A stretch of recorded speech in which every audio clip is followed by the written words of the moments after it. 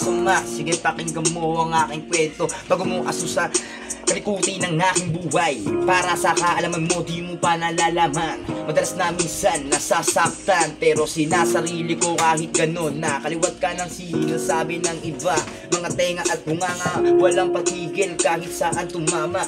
Naranasan mo ba minsan na masaktan, pero kahit lang sa akin kahit na ganon, di ko gagawin yung gawain ng mga tao kung piling ko. Basta nakala mo perfecto, kala mo naman kung sino may mga defecto, pero ito yung gusto nyo bang malaman sa mga G nakakaalam sa mga pangmusga.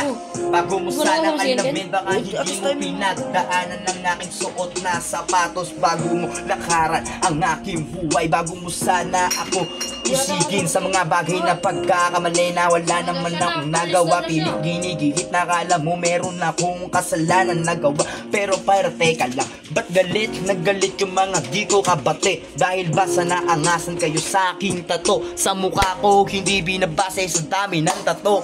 Dito pakikipagkapatao aking ginamit, minsan madaming nababanas na aasar. Di ko kasalanan kung bakit, di ko kasalanan kung bakit ang papangit nila sa aking paningin. Eto'y pistel lang galing sa aking isipan, hindi ko sinusulat kung gaano ba ako katalino. Tamad ako mag-aral, pero pagdating sa diskarte di kita aatrasan. Pag diskarte, pag yun ang pinag-usapan, diploma at papel daw, diskarte hindi na pinag-aawayan yan. Nakabase sa iyong galaw kung paano ka mabubuhay sa araw-araw na kailangan ng buhay. Hindi ka dapat maumay sa mga gusto humamon, magpalamon, pero bakit ganun ba?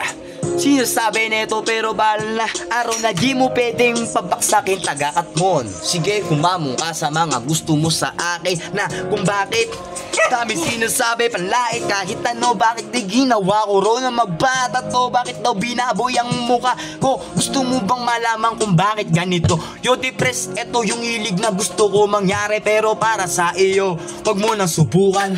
Baling mukha ko pinagtripan, wag lang yung pagmumukha mo, baka wala ka ng mukha. Yo!